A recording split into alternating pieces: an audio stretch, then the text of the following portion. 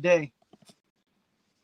Hey, everybody. Welcome to the Marketing Happy Hour. It is a Wednesday instead of our usual Friday because we decided to move this to the middle of the week because who doesn't like a good hump day happy hour?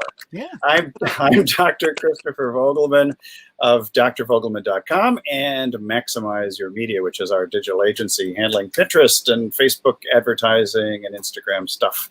And with me today is... I'm John Paduchak from johnpaduchak.com, and Targeted Net Solutions is our digital agency where we handle social media posting and helping people get started with live video and webinars, which is exciting. I would like you to help me. Oh, it worked. I would like you to help me get started with this shock mount, which was shockingly uncooperative.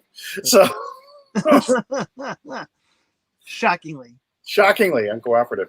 Hey, so today we were just talking the other day about lifestyle businesses and choosing to do certain things. And we did this all off the air, actually, just in a little, was that Zoom or was that Facebook Messenger? I can't remember now. Facebook. Facebook Messenger. As we'd say. I wish we could have recorded that one because that was really good. It was a good conversation. Yeah. Yeah. And so having a conversation is probably one of the best things you can possibly do, whether you're constructing a podcast or you are making a sale over the phone, for example, because it's all about making connections, establishing rapport, and learning more about other people so that you can help them. And so since we were talking about a couple of interesting things, was it yesterday? It was, yeah. I think it was yesterday. Holy cow! Yesterday, all my troubles seemed so far away. Yeah, because I got on here, I managed to spill water all over my desk, and most of my Post-it notes are still legible. So these are the hazards of live broadcasting, as you all know.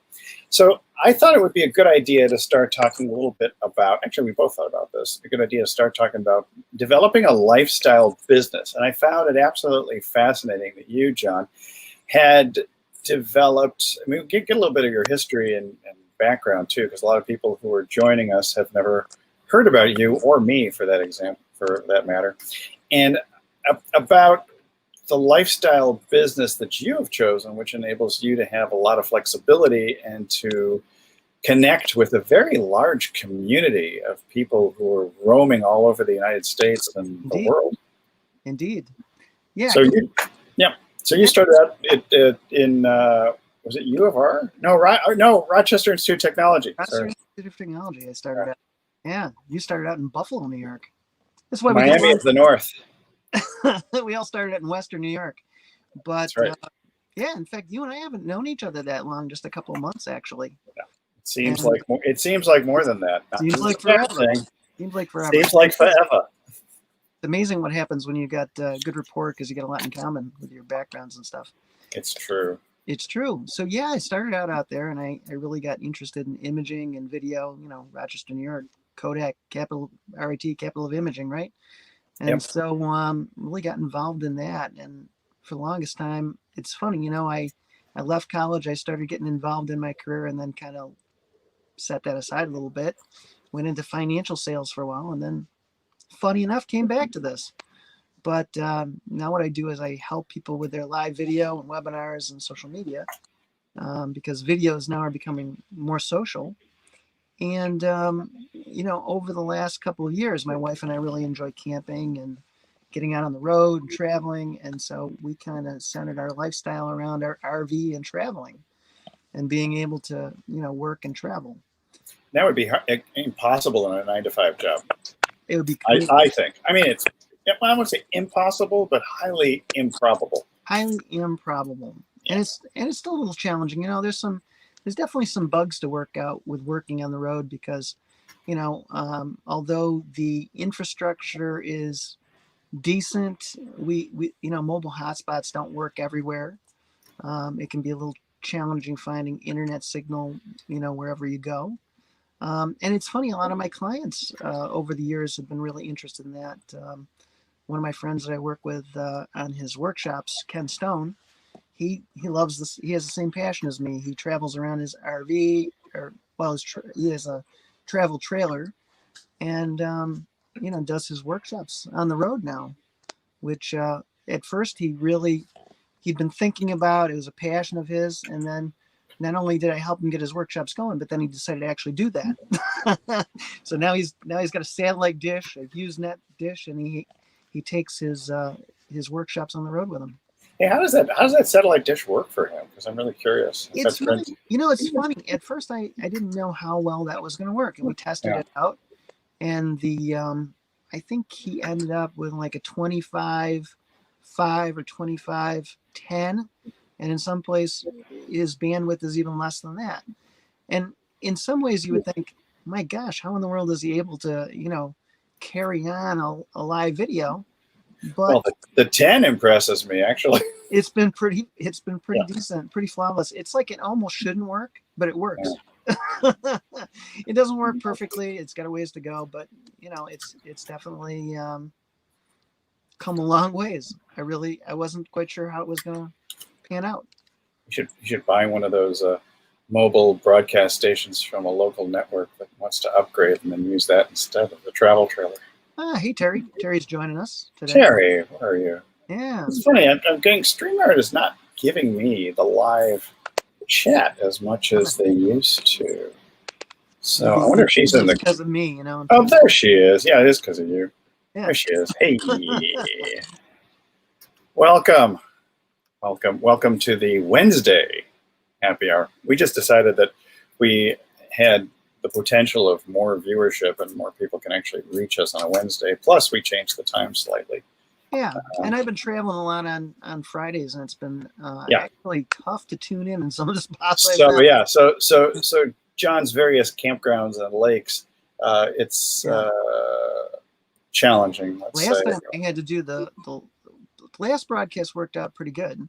That was great, and that wasn't even Lake Winnipesaukee. That was someplace else. And the Lake Winnipesaukee one, I had to actually be like right on the lakefront, sitting at a picnic table to be able to do the broadcast. So, like I said, internet is a little challenging in different places, and we see more and more people traveling around, able to work on the road. With COVID, lots of people are working from home now, so it's become perfectly acceptable to work from home and travel a little bit. So tell me a little bit about this RV community. You mentioned something to me the other day about gig workers and others who are basically roaming the countryside while they work.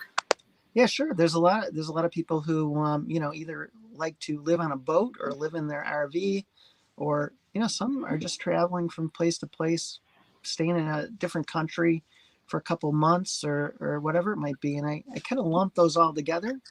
But even just RVers as a whole, I think I heard recently there's somewhere between 1 million and 2 million people living on the road full time in an RV.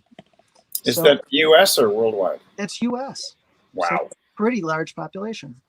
It's 1/320th or 1/160th. Yeah. So, it's hard to do math in my head. I was liberal arts, not technical.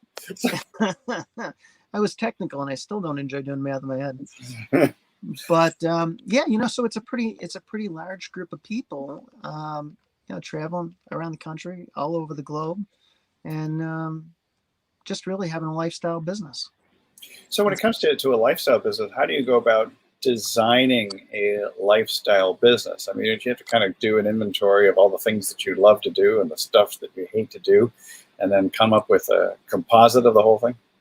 Yeah, I think there's a couple main things involved in it. Obviously you got to begin with the end in mind, and you just kind of design. Okay, I want to have this happen at the end, and what are the steps along the way that I need to put in place to get there? We're not talking like your obituary. No, that was a Stephen Covey exercise. I remember. Begin with the end in mind, and he went way back to the end. And that's although that's not a bad place to start. Actually, I enjoyed my obituary. It is a good exercise. Yeah, it's for sure.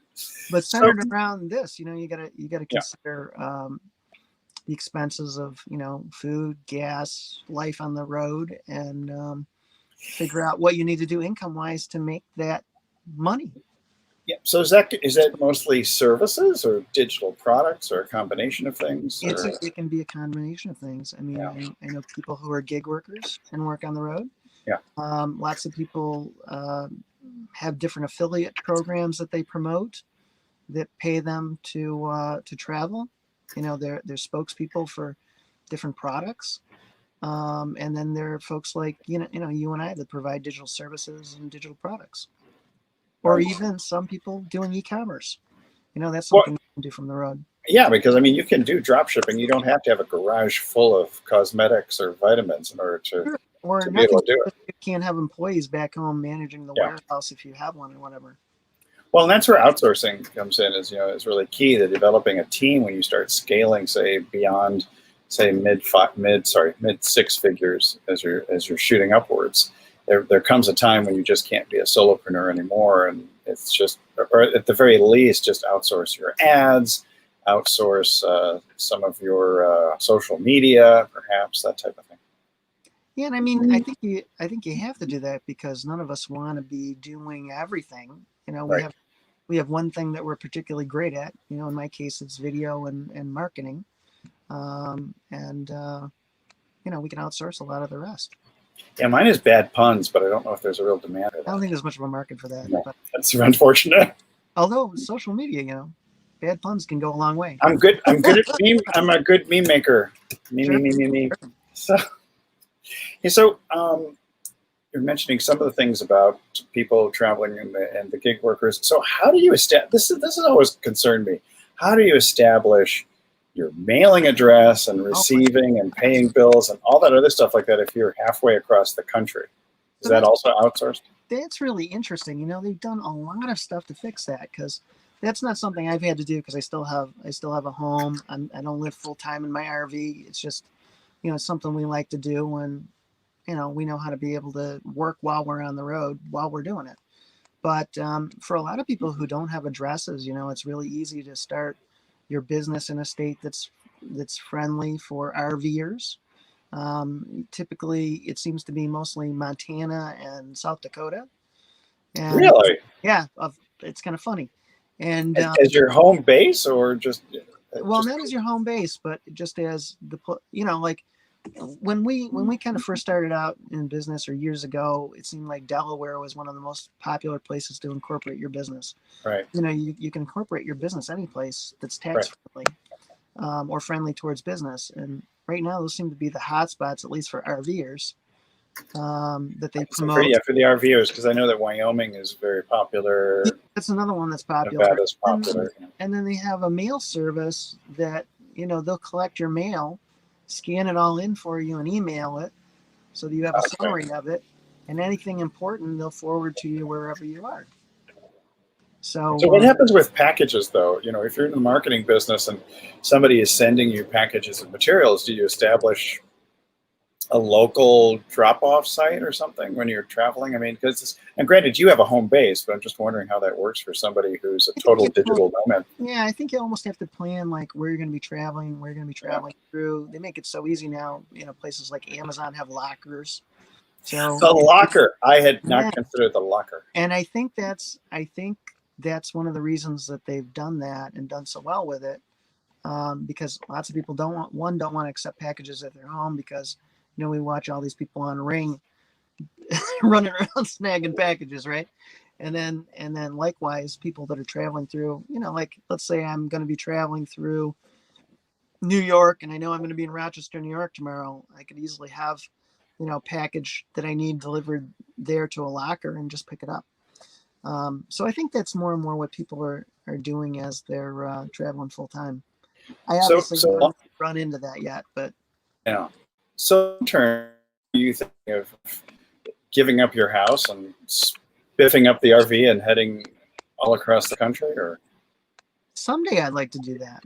someday you'd like to do that? Yeah. Someday I'd like to do that. I'm not at that stage yet. You're gonna need your satellite dish. Yeah, and I know. Well, yeah, that too. And I know a lot of people who went on the road, and then you know when COVID hit, they ended up having to buy homes because it was campgrounds wouldn't let them in anymore. They couldn't travel full time. Really? Yeah, they reduced that load by half, and you saw people like living on the streets in different places in their campers, and oh my gosh. You come to think of it, some of the state parks here on the beach near between Coronado and Imperial Beach, there's some state parks where they stopped allowing any vehicles parked there, and that was a popular place for all the RVs and big old bus RVs and Yeah. trailers and things like that. Yeah. So COVID created a lot of issues around this, and I think it got a lot of people that do travel full time thinking about, well, what's my plan B if I can't? What is my plan B? Let my plan be. Places to camp. Yeah. I had too much light in my eyes tonight here, so. Oh no. There we go. I'm worried I'm going to run out of light. You're over on the West Coast or the left coast. You're going to run out of light. Well, we'll figure it out. We put you in the captain's chair because I thought that was, what was this? The 3-month hour? The 3-month tour. Oh, the 3-month tour. The 3-hour tour is Gilligan's Island. That is correct, Harry. Exactly. I'm not sure what I asked, but apparently I did. So apparently. And so now for those people who are not necessarily into the RV lifestyle, what's your take on establishing a lifestyle business? Like what's the ideal day look like for you when you're talking about exercises and beginning with the end in mind? Oh gosh, it kind of depends on your business structure and what kind of work you're doing. But you want to wake up early or late? I'm talking to you. Yeah, me personally, I typically don't wake up super early. I'm not typically an early morning person. Are you up by the crack of noon? Oh, way before the crack. Okay, good. Just checking. But my wife really designed, even though she's not as flexible in her business as right. She's got a massage therapist, physical therapy practice, but she didn't really want to go in and start working before 10 in the morning. So she goes to work and her first appointment starts at somewhere between 10 and 11. And she works a little later in the day. She doesn't like early mornings. That's really interesting because my chiropractic practice in DC, I lived there for 27 years, and my chiropractic practice was 10 to 1 and 3 to 7. Yeah. And because I just couldn't, I didn't hit the office usually till 9:15 or 9:30. No. But I would still be in the office till at least 7:30 at night. Sure. And so I think because you want to be convenient to the people whom you serve. I think that one of the great things about being a little more digital as opposed to in real life is that you've got the opportunity to basically write your own ticket as far as the schedule is concerned, and you're not nailed down to a particular location unless we have these extraordinary circumstances like a pandemic. I think the other thing is to try to stay away from the things one of the things of beginning with the end in mind is to try to stay away from the things or avoid the things that you don't like. If you don't like early morning meetings, you find a way to meet, and traveling around, you find a way to meet with your clients virtually. So almost all of my meetings with clients are virtual through Zoom or StreamYard or whatever it might be, depending on what we're doing, or Skype. And then the other thing I didn't like is I hated long commutes. When I first started to move to the New England area, my commute mornings was like an hour and a half to go 15 miles to work. I totally get that. Yeah. Yeah. So that was insane. So I realized early on that, man, I hate sitting in traffic, which is a common practice in my area, as you well know. And, it's similar for people on the West Coast or in any big city. So that was another thing I worked hard to avoid. And once you figure out what you want to avoid, it's easy to figure out then what you want. And most definitely. I think, because sometimes people just have a really hard time of making that decision as to what they want. But it's a lot easier because I coach a bunch of doctors, and you'll find that it's a lot easier to establish a list of the things that you don't want. And for example, I used to spend anywhere from about an hour to, if there was a tiny snowstorm, like just a thin layer of ice or whatever, dusting in the DC area, it could take me between an hour to 2.5 hours to get from one office to the other. And that's just no fun. So the commute that I have now is about, I want to say, between 5 to 7 seconds, depending on how sluggish I am, from going from my bed to my office. To the coffee machine. Yeah, the coffee machine adds like an extra minute or two. Yeah, something like that. Yeah, I got to go downstairs for that. But I don't mind the upstairs office though, because I get the I get my Stairmaster in quite regularly. So Yeah, very true. So, that's I pretty. mean, all of those things are things that we can uh, do now that we don't have that 1.5 hour commute every morning. You got more time to exercise, more time to work on yourself. All of the things that we'd like to be able to spend more time with, because man, that hour is a drag. Yeah, yeah. I mean, so you're looking at the minimum of having 10 hours a week just stuck in traffic. Yeah, I or mean, more. it's like and the for some reason, it's just all those long winter nights in the DC area when I was driving home, and all you just see is a sea of brake lights in front of you, Sure. and worrying that you might be distracted and wind up hitting the car in front of you at any given moment, or somebody skids on ice, or who knows.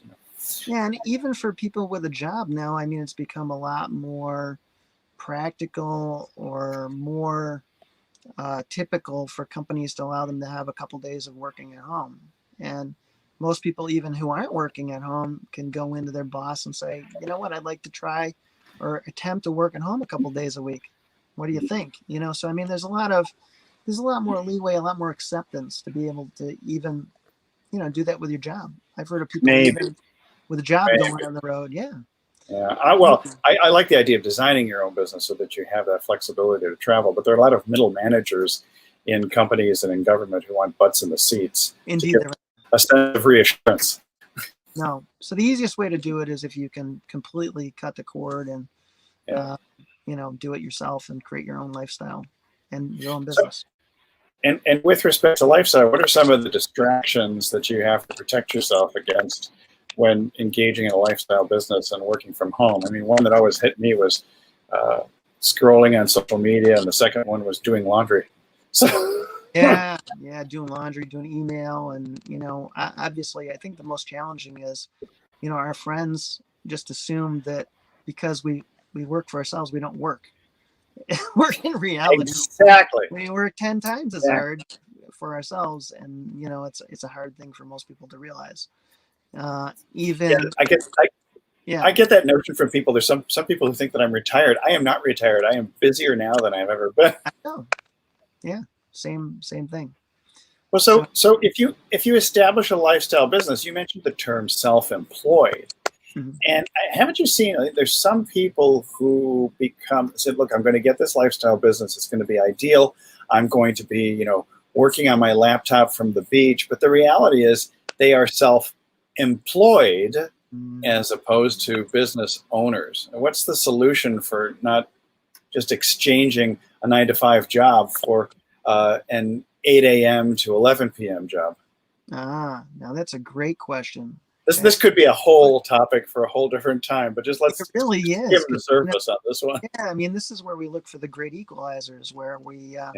we hire virtual workers to help in different areas of our business, so it's not all us, or we work on different passive income streams, so that again, it's not all us, or we have the internet working for us 24/7 while we're asleep. So I mean, there's just so many different ways to make it not all you, 100% you, and Right. to be in business all by yourself, which is not a great place to be. So it's important to Yeah. be smart about setting up your lifestyle. So I mean, so in a lifestyle business, it sounds like you could just pretty much work with either part-time workers or maybe some full-time ones or so in remote locations themselves. Sure. Now, if you're developing a lifestyle business, one thing that sometimes comes up is, what about, we'll just touch on this briefly, what about dealing with time zone issues? Because we've had the experience here in our household of working with people in the Philippines, in India, Yep. in Romania, Hungary, let's see, where else? A number of Mexico and other places. What's your thinking in terms of living a lifestyle business and, like, say, time zones or similar continents or something like that? Me, I find that exciting because somebody on another continent, Content creation from your continent to yeah, theirs. I mean, they can be they're in a different time zone, so Yeah. they're working on a different schedule than I'm on. That's actually an advantage. So they can be completing stuff that I need the next day while I'm asleep. So I mean, that to me, I look at that as actually a really great advantage. You know. but it can be challenging. It can be certainly challenging if you make it or let it be.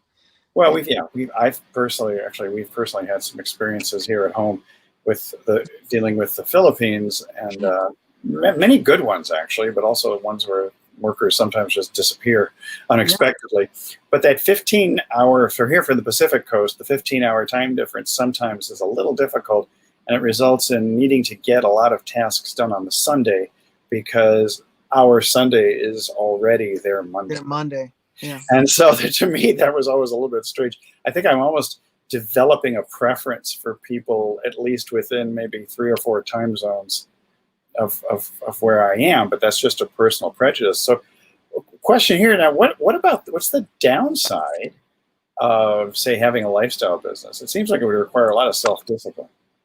Oh, it does. But I wanted to step back one. Oh yeah, you step back. The other thing that's really important is having, the systems and processes to work with somebody in another area, so that you can easily hand things off for them to take care of, and the good time management, project management software to be able to handle that. What's some, for instance, on the project management? Trello or some of the others? I mean, Asana, Basecamp, Trello. There's a lot of things that get used. One of my friends recommended to me a long time using Time Doctor to keep track of my own time. So that's another thing I found really helpful in just seeing where my own time spent, and you can hand that off to outsourcers as well to see where their time is spent working for you. So, and then what was the next question? I didn't have a next question, but I guess we'll go into it. So the with respect to, I guess, project management, time management, you've covered. The question really was, what are the downsides? Oh, yeah, so and we talked about you need to be pretty good at self-discipline. Yeah, you do have to be good at self-discipline, and you also have to really kind of stick to blocking your time. And we were talking about using Pomodoro timers, and Time Doctor again is another thing I found helpful that one of my friends recommended to me, and just really being able to stay on a schedule and block things out, and make sure you take sufficient breaks between things, because you have the ability to do that now. You're not under somebody's thumb watching you like you are in your job all the time.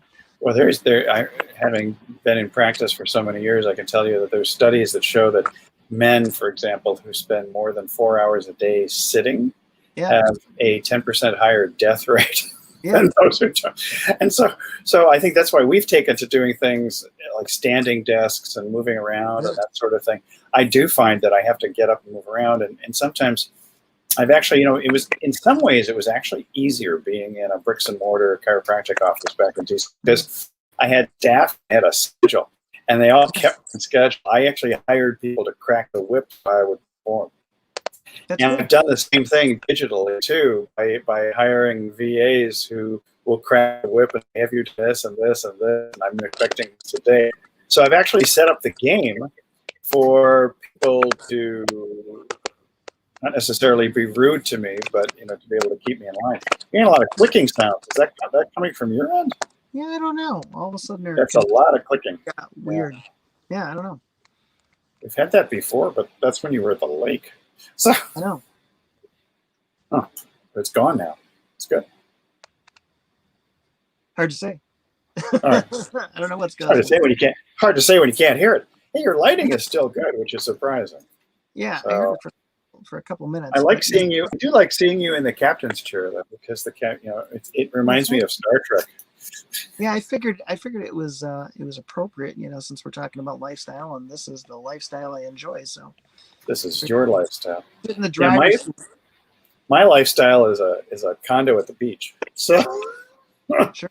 I don't want to go anywhere. I like to travel to different places, and that's my well, I should say our family's long-term goal. So 6-7 years from now is just to be able to travel anywhere at any time, which is why we've pretty much restructuring the businesses, I should say, that allow us to do that.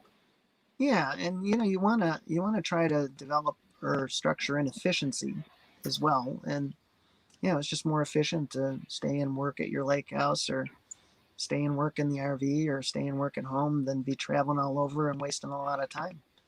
So Yeah, I would imagine if you're on long trips that are taking something like 18 hours in a day, you're not going to really get much of anything done unless you're switching off with your spouse as the driver. oh yeah. And even then, your signal's not going to be that great. No, and it's funny, my wife doesn't like driving a 32-foot bus. Why? I don't know why. No, you don't. Me, it was an easy an easy transition for me because I grew up on a farm, and since age 7, I've been driving big trucks. So I mean, it was a piece of cake for me. But she still has yet to really drive our RV. I'm trying to work in a class for her because the Motor Coach Association has big conventions, and they do like a big driving class and all kinds of classes for RVers. And I figured that would be the safest, most effective way for her to learn to drive because they actually let you drive your own RV on like a track or in a kind of confined area, kind of like when you take your kids out to teach them to drive. You know, at 125 miles an hour in the parking lot at the high school or things like that. And I mean, so this isn't going around in a circle at 125 miles an hour like no. No. That'd be kind of interesting though. It would burn a lot of gas, I would imagine. It would. And you know, it's funny, this thing actually has kind of a sweet spot. It really likes to go somewhere between 62 and 65. So in areas where the speed limit is 70, it doesn't like that so much. I mean, it's a big. Do you have the ability to set it on not so much autopilot, but cruise control? Yeah. You do have that. Sure. I wish we had autopilot. Would be fun. Autopilot would be great. I'm sure. I'm sure with Tesla and all the other systems going into that there's going to be a time when. Now that would be interesting. And it's scary because but you're going to have a lot of tractor trailers. A lot of trucks are going to be working that way. There's going to be a lot of truck drivers out of work. So. Absolutely, there's going to be a lot of But it might be safer for you to go from point A to point B, and you could be getting work done with a mobile Wi-Fi connection. Yeah. And you're waiting to be transported. Very, very true. It could make our lives way more efficient. Or and it's funny because I have a lot of friends who own trailers that they tow around, and they said, "Well, why did you decide to get a motorhome?" I said, "Because if I want to work, I can just go and work." At my table or whatever, whenever I want. Obviously not while I'm driving. I still gotta drive. But the fact that my wife or I could work while we're traveling is obviously a big benefit. Otherwise, you can't do that with a trailer. So, as you mentioned your wife, Andrea, again. Yeah. What would if you were to this is not her talking, but if you were in her position with a physical bricks and mortar practice of physical therapy and massage therapy, what suggestions would you make or what things would you look at in terms of developing a nomadic lifestyle business where you don't have to go to the office? Well, that's a great question. And I think you probably have a lot of answers to that as well, because you went from a... I have a few. That might be for another time. Sure. So obviously the common ones are doing training to help people with their own business management, help them grow their business, and all of those types of things start to fall into place. And that's something to work on. The other thing is coaching clients on their health situation. Yeah, health coaching has really exploded. I got certified as a health coach back in 1996. Sure. Before the term was known anywhere, so that's about 24 years ago. Yeah, and it's really changed a lot. It's become more acceptable overall. Sure. So a lot of the things that would be common for you as a doctor would be common for her. So it'd be a lot of the same kinds of things of developing informational products, doing online coaching, doing online consulting. Those kinds of things would be things that she could do when she decides to retire and sell her practice. The other thing too is, her practice has value. She's got clients, and an office, and she has a book of business. So those are all things that have value. So in looking at a lifestyle business, how does live video fit into this thing? That is also an excellent question. So I'm full of excellent questions. you are. So live video for me, fits in differently because it's kind of what I do. I help people get started with live video and do their workshops and webinars and things like that, and pick out the appropriate technology. But for people who, they have YouTube channels, they can be spokespeople for different products. Mm-hmm. You're starting to see more and more of that. People who are mechanics and they represent different product lines. People who do live video like me, representing different microphone and camera manufacturers, Right. and, that kind of equipment. People who are on the road that are RVers, they recommend things that they use in their RV, or solar products because they're getting their RV set up for solar and all kinds of different things. So you even see some become spokesmen for the RV manufacturers themselves. Mm-hmm. So there's an awful lot of that going on. Are So those video sponsored opportunities or ads, or what are those like? sponsored opportunities. Oh, interesting. So there's a lot of sponsorship. One of the guys that I thought was very interesting when I first looked into kind of this lifestyle of travel, Mm-hmm. he started going out to try to see if he could be a gig worker in different areas and pick up little part-time jobs doing different things, like working at a campground or working at a store or things like that in different areas. And the company that set up that system hired him and sponsored his whole trip. So they would set him up with jobs working in Oh my gosh. different areas, and that's how they kind of got introduced to this lifestyle, and it paid for their whole travel for Yeah. 2 or 3 years, I think it was. Wow. Yeah, but it's surprising how many people will save and save and save to go out on the road and not really have any plan to continue to make an income while they're I'm going to work along the way. That's actually very interesting. I think that's where, in terms of having an online business or a digital business or something where you can deliver things or services, I should say, or sell things from anywhere in the world, gives you that opportunity so that you don't have to go job hunting from town to town. Yeah, one of the other ones that I thought was really interesting is a guy who helps me a lot with my RV mechanical stuff. Mm-hmm. He works as an RV mechanic, but when he's on the road, he helps people to do their own mechanical stuff. So he has a Skype subscription plan. Really? Yeah, you pay for the subscription plan, and I can text him up and say, "Hey Jeff, I need help putting a new fan in," and he'll tell me completely how to do it and walk me through the process, so I can do a lot of my own work. And that's how he makes money while he's traveling, and even as like a side gig while he's working. So he's doing this while he's traveling. Yeah, so he does a little of this while he's traveling, and he also does it as kind of a side gig while he's working as a regular mechanic locally. Yeah. Yeah, so there's an awful lot of different things that you can be very creative with to create kind of that lifestyle and be able to work on the road. That's pretty cool. Yeah, so what else did I want to ask you about lifestyle businesses? What would be the big difference in terms of having a lifestyle business for you if you did not have the RV? Would you? If RV was not an option? Okay. I'm just curious. Yeah, it's funny because that's kind of what I've designed it around. But the thing that's cool about it is because I've figured out what I need to do to work mobily here. It's very easy for me. Let's say I want to go travel and spend time in another country. Right. It'd be really easy for me to go travel to another country and spend time and do all that. And one thing we even looked at for retirement is different, because we'd like to go visit different places and travel a little bit. Right. You start to look at different countries and their medical, insurance, high-speed internet. You start to look at the main things and say, okay, who's got a quality of life that's maybe less expensive than the U.S., but they've got high-speed internet, they've got great medical care. And we often think that the U.S. is like, oh, we're number one in medical care. Well, we're not. We're like, no, that's true. I can vouch for that. So I know you can. I mean, we're like 35. There's a lot of better countries for medical care than here, believe it or not. In most countries, they do have really superb medical care. A Right. lot of their physicians were U.S. trained.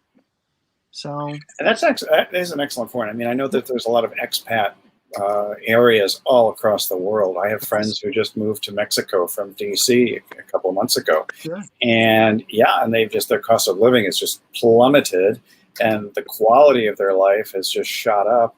And because it's an expat community, for God's sakes, I think there's somewhere around 4 million Americans living in Mexico. Yeah. There's a lot of Americans in Mexico. In those expat communities are a lot of semi-retired doctors and others from really well-renowned hospitals and medical schools in those areas. Sure. Because, and you know, to say birds of a feather like to flock together. And so professionals who are accomplished, who want a better quality of life, will often wind up in the same area where there are other ones who are professionals who wanted a higher quality of life. Yeah, and just wanted to get away to a warmer climate or whatever it might be for the particular situation. I think your point is well taken, because if you've established yourself as a mobile lifestyle with respect to the RV lifestyle, that it does enable you to, well, you can't drive across the Atlantic in your 32-foot bus, but once you land by plane, you could find a place in France or Italy or Spain or just about anywhere. Thailand, I know a lot of internet marketers work from Thailand, Vietnam, the Philippines, even Bali. We know several people who are living in Bali. And as long as you've got that high-speed internet connection or reasonable speed, you can accomplish a lot. And electricity. It's always important to have electricity. That's why we get solar. That's right. Yeah, actually, solar it's really made a big difference for a lot of people. And one of the things we talk about frequently. But the other thing that really works itself in from here, so I mentioned it's really easy once you kind of figure this lifestyle out to just hop on a plane and travel. But the other thing too is, you know, a boat is really a lot like an RV. So I mean, I've got a lot of friends who like to sail and like to boat, and so they take that alternative where, and actually almost all the things to this transition over to that. We all know how to work mobily and by phone, and you know, the interest in solar passes on to there. So many of the same things. I mean, really, a boat to travel in is really the same as an RV to travel in. That's a great point. I mean, we see a lot of people here in Coronado and right on the across from downtown San Diego. A lot of people live on their boats here. Right, sure. And they row into town to get their groceries, and they row back out. We see a lot of that here too. And in fact, there was this houseboat that's in Miami that Maggie, my wife, showed me. It's $5.5 million, but it's completely self-contained, environmentally green. It has solar panels, a recycling water filtration system, all kinds of, it even has a swimming pool, which is bizarre to have a boat with a swimming pool. But that thing is just incredible. But the idea that you can move around in, say, like a regular boat, like a cabin cruiser, or a sailboat, as long as you have the ability to get some power and you're able to get some sort of an internet connection, you're probably not so far at sea, but you're probably hugging the coastline somewhere. Probably. You know, the other thing that's kind of funny about that, I ran into a couple, probably in their early 70s. Yeah. And they had a beautiful Mercedes Class B camper that they had just picked up. Mm-hmm. I started talking to them. We were at the same state park camping, and I said, you know, it's quite a rig you have. You know, we're talking about their camper, and he said, you should have seen the boat we had before we traded it in and went to this. So they had, before they moved to the RV, to kind of make this connection for you. Yeah. They had a beautiful catamaran that they had custom built on the Indian Ocean. They sailed all around the world. Wow. They did that for 2 to 4 years. And then they had a custom Mercedes RV created for them somewhere out in Washington, I believe. And, you know, it's beautiful. I mean, I was admiring it from afar here. We were camping next to them. And really, they just transitioned their life from sea to land. Were they still working, or they were like permanently? They're permanently retired. I think he had a business that did very well in Massachusetts, and he sold the business. And They just went out on the road, man. Cashed out. Yeah, they just cashed out and took their lifestyle to sea. Yeah. So what do you envision as the greatest challenges if you were in this RV only lifestyle as far as exercise and nutrition and things like that? Maintaining yourself. Yeah, exercise and nutrition is not too big a deal because it's really, you look at the tiny house movement and Right. being in an RV is just the same thing. It's a tiny house. A tiny house. I got a studio apartment, but it's on wheels. Right. It's a 1-bedroom studio on wheels. Yeah. Is all it is. And, we just shop and do all the same things that we would do at home. We go walking around the parks that we're at, and we go hiking. And right. Actually, I think our lifestyle is better when we're on the road than when we're home. Oh, interesting. I was just wondering about, sitting and driving for many hours, but I guess because we take a lot of breaks and we actually get to where we were going, plus, when we do drive, or when most people drive, I think the average, I'm kind of a power driver. This is more comfortable to drive than my car. And I've gone like 12-hour days driving. Yeah. With no problem. But most people who drive a bus like this will not do that. They'll drive like maybe four maximum of 6 hours on average on a long trip. And then they usually stop and they stay someplace for a couple of days. So wait, so you're going 12 hours. Do you have a catheter or something, or what's the? No, I still you take a break once in a while. Okay. But yeah, we go some pretty good stretches where we're driving pretty consistently, or I am. So it's getting a little dark here now. Actually, that looks okay. It's better than when you had the light above your head. Yeah, I know. This is actually good lighting for you. A little creepy. You're just checking for Halloween. They've actually canceled Halloween around here. Dark and fast here in the Northeast. There are no trick-or-treaters or haunted houses or things here in Southern California that are coming up. So no, here neither. No. Nothing here either. Yeah. Hey, so any last thoughts about, say, establishing a lifestyle business? I think it's unique. You're in a unique situation that you're talking about the RV lifestyle, combining that with, say, digital marketing.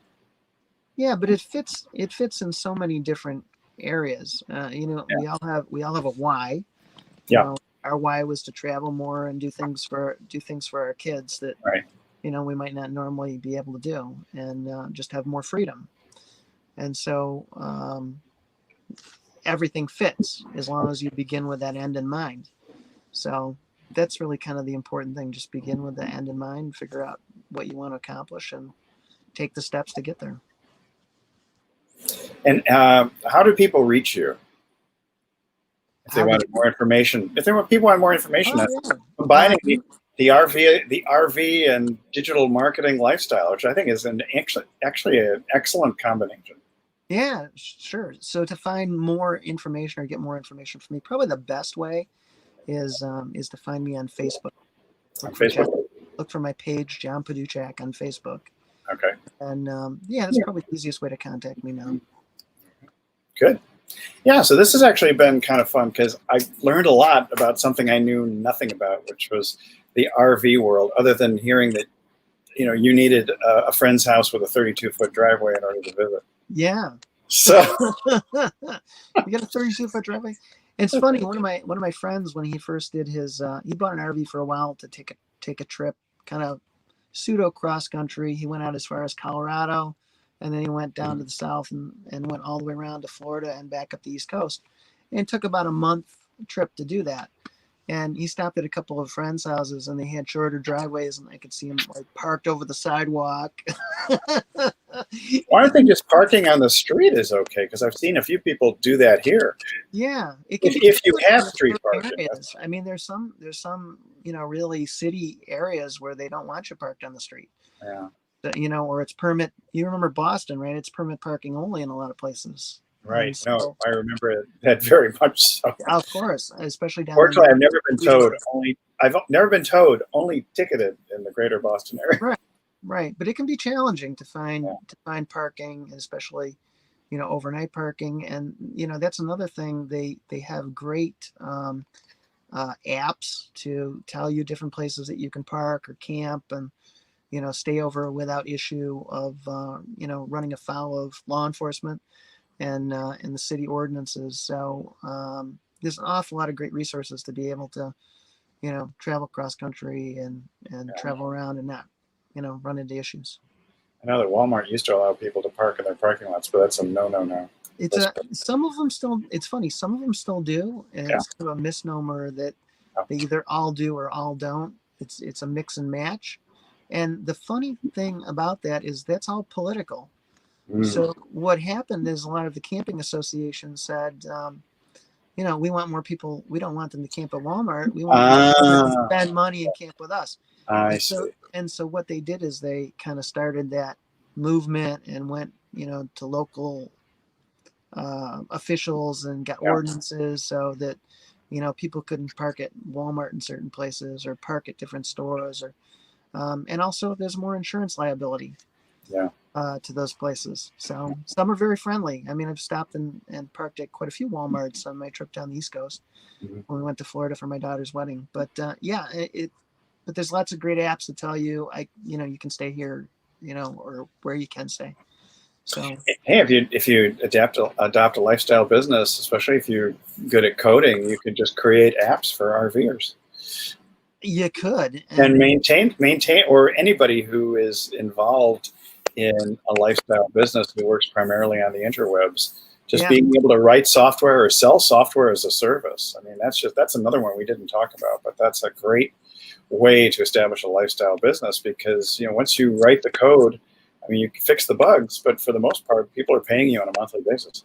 It's funny you should say that. I think programming, market, various gig work, business coaching, health coaching, those kinds of things.